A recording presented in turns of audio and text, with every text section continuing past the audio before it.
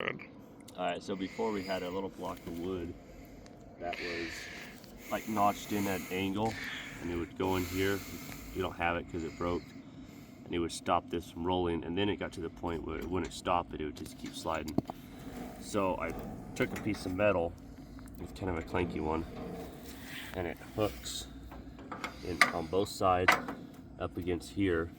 So this will roll. I've got some rubber on it. It'll roll right up against that and stop. And then you can also, it'll clip right up here. Just right there and hang. Yeah. Very nice.